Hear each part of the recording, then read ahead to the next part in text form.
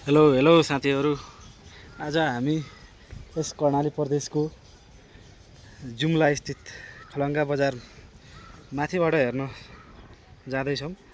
यो हाम्रो जुम्ला पुरै चन्दरनाथ नगरपालिका मा अहिले अवस्थित छौँ र यो चन्दरनाथ नगरपालिका अवस्थितमा Karnali academy of health science जुम्लाको हाम्रो एकाडेमिक भवन हो। यो ठक्क अब यो पछाडिबाट छ हाम्रो र यसको अब हामी पूर्वतिर आउँदाखेरि यहाँ भगवती मन्दिर रहेको छ, जुन कि यो चन्दरनाथ नगरपालिका वडा नम्बर 2 मा अवस्थित छ।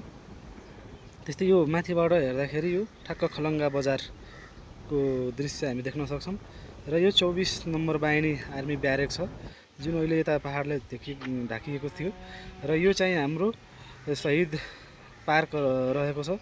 वीर शहीदहरू जुन हाम्रो माओवादीका शहीदहरू हुनुहुन्छ, उहाँहरूको सम्झनामा यो पार्क बनाइएको रहेछ। यस्तो मनमोहक दृश्य छ, यहाँबाट हामीले मजाले देख्न सक्छौँ र यो हाम्रो शहीद पार्कको पछाडिबाट ठक्क हामी छिर्दाखेरि हाम्रो 4 जना वीर शहीदहरू हुनुहुन्छ र उहाँहरूको सम्झनामा उहाँहरूको स्तूप बनाइएको छ र यो पार्कमा बेन्चहरू लगाइएको छ। मनमोहक दृश्य छ र अहिले हामी मजाले घुमघाम गर्न सक्छौँ, यहाँ बस्न सक्छौँ, थकाइ मार्न सक्छौँ, हामी आफ्नो फिजिकल एक्टिभिटीहरूको कामहरू गर्न सक्छौँ।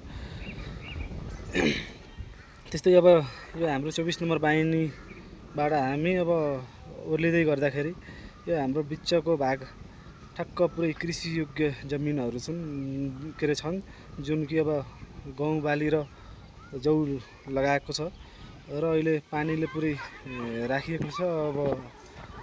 अबको केही दिनमा अब धान पनि अब यहाँ लगाउने छौँ जुम्लावासीहरू। त्यसपछि अब हामीले यो सानो एउटा प्लेग्राउन्ड हामी फिल्ड हेर्न सक्छौँ। यहाँ बच्चाहरू एकअर्कासँग एकदम घुलमिल छन् र खेलिरहेको अवस्था छ।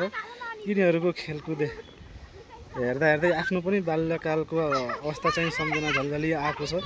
हामी पनि कुनै समयमा यस्तो हामी खेलिरहेको थियौँ। हस्, धन्यवाद।